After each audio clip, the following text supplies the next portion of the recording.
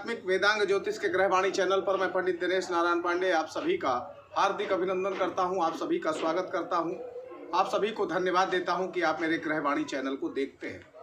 बहनों भाइयों, यदि आप पहली बार मेरे चैनल को देख रहे हैं तो मेरा निवेदन है कि आप चैनल को सब्सक्राइब जरूर करिएगा अगर मेरी कुछ बातें भी आपको अच्छी लगती हों।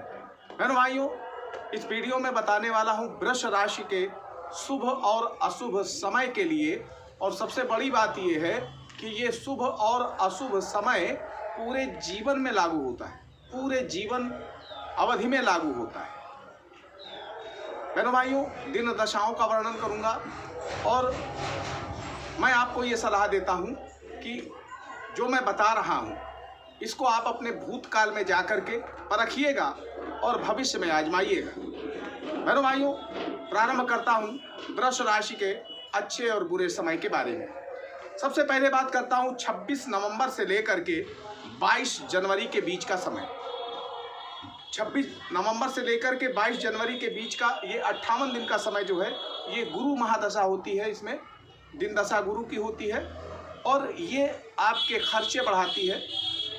किसी मांगलिक कार्य में भी खर्च कर सकते हैं और कहीं ना कहीं धन हानि की स्थितियां ये अवधि बनाती है आपके जीवन में। 23 जनवरी से लेकर के 4 मार्च के बीच का जो समय होता है ये 42 दिन राहु की महादशा होती है और राहु की महादशा आपको कष्ट भी दे सकती है, शोक भी दे सकती है, दुख भी दे सकती है।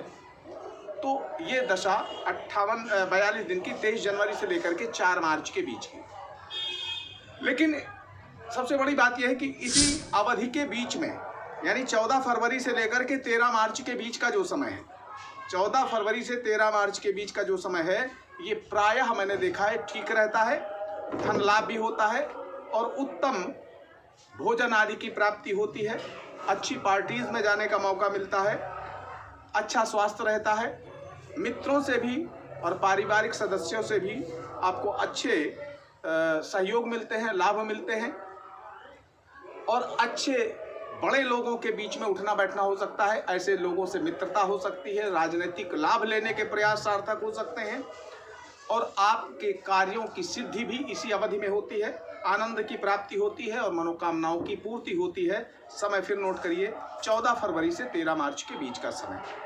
5 मार्च से लेकर के 14 मई तक की जो दशा होती है ये शुक्र की महादशा होती है, 70 दिन दशा होती है। ये विशेषतः सुख ही प्रदान करती है, अच्छा ही समय बीतता है। लेकिन 14 मार्च से 12 अप्रैल का जो समय होता है, 14 मार्च से 12 अप्रैल का जो समय होता है ये विशेष उन्नति कारक होता है।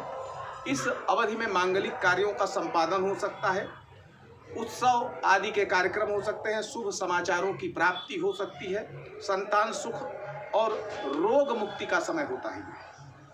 14 मई से लेकर के 4 जून के बीच का जो समय होता है ये 20 दिन सूर्य के दिन दशा चलती है, सूर्य ग्रह की, और ये आपकी यात्राएं करा सकती है, आपके जीवन में प्रवास की स्थितियां भी मेंटेन कर सकती है। यानी आप कहीं पर जा कर के रात में रुक सकते हैं, प्रवास कर सकते हैं, ऐसी स्थिति आती है। 5 जून से लेकर के 27 जुलाई के बीच का जो समय होता है ये दिन दशा चंद्रमा की होती है, 50 दिन की ये दिन दशा होती है और ये सुख समृद्धि कारक होती है, मानसिक उल्लास देने वाली होती है।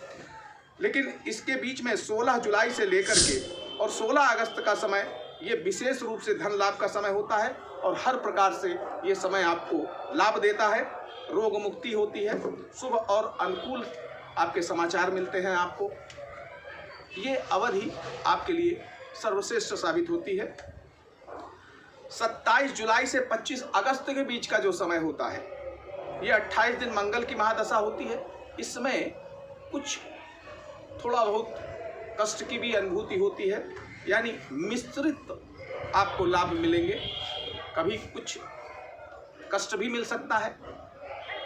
25 अगस्त से लेकर के 22 अक्टूबर तक का ये 56 दिन बुध की महादशा होती है, दिन दशा।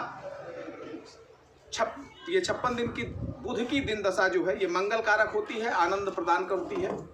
17 अक्टूबर से लेकर के और 13 नवंबर के बीच का जो समय है प्रायः इसको ठीक माना जा सकता है। इस अवधि में आपके कर्जे उतरते हैं, शत्रुनाश की स्थितियां बनती हैं, धन और मान ये दोनों आपको मिलता है। 22 अक्टूबर से लेकर के 26 नवंबर तक, ये 36 दिन इसी अवधि के बीच में ही पड़ता है। 22 अक्टूबर से 26 नवंबर के बीच में 36 दिन।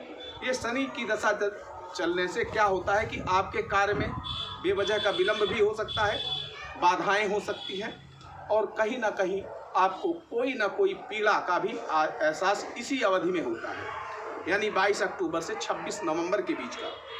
अब भाग्योदय की बात कर ले तो वृष राशि के जातक अगर सजग हैं और एक्टिव हैं तो 25वें वर्ष में उनका भाग्योदय हो ही जाता है। एक्चुअली होता ये है बहनों भाइयों कि भाग्योदय काल का मतलब बहुत अच्छा समय, और उसको कुछ लोग सो करके बिता देते हैं, व्यर्थ के कार्यों में बिता देते हैं, जबकि आपको ये चाहिए कि जैसे समय अच्छा हो, और ये महसूस हो जाता है कि समय अच्छा है, हर कार्य करेंगे आपका हो जाएगा। तो जब समय अच्छा हो तो आपको बड़े से बड़े कार्य को हाथ में ले लेना चाहिए और उसको करना चाहिए। सो करके बिताने की जरूरत नहीं है। भाग्योदय काल का मतलब ये नहीं है कि आपको जबरदस्ती भगवान आकर के आपका भाग्योदय करा देंगे। भाग्योदय काल का मतलब होता है अच्छा समय और उसका सदुपयोग करना, ये आपकी जिम्मेदारी है। तो 25वें वर्ष में होता है और इस अवधि में आपके प्रगति के द्वार खुलते हैं। 22, 25, 28, 36 ये जो जीवन का वर्ष है, 22, 25, 28 और 36, ये वर्ष आपके लिए परिवर्तन करता है, परिवर्तन लायक होता है, यानी आपके जीवन में कुछ ऐसा परिवर्तन कर देता है जो आपके लिए कहीं ना कहीं अच्छा होता है।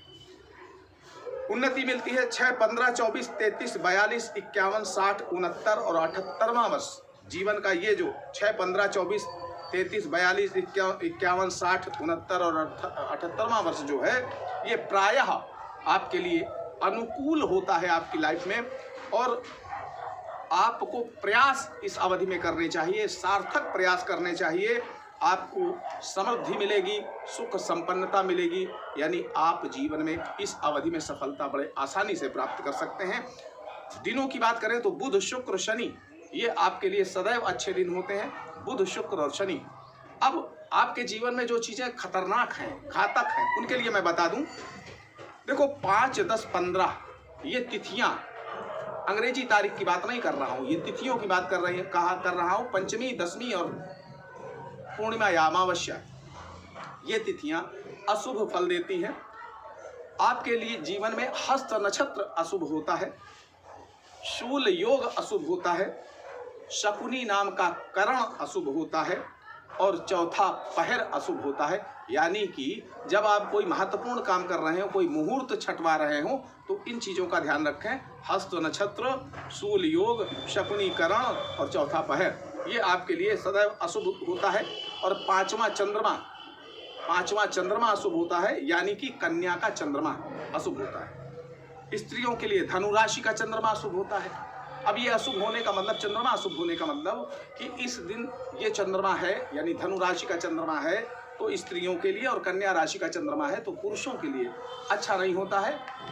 इस अवधि में अगर इस चंद्रमा में अगर बीमार होते हैं आप, तो बीमारी आपकी थोड़ा सा लंबे चलती है, यानी आप जल्दी ठीक नहीं होते हैं। अगहन का महीना यानी मार्गशीर्ष का महीना, अगहन का महीना, ये भी आपके लिए ठीक नहीं होता है।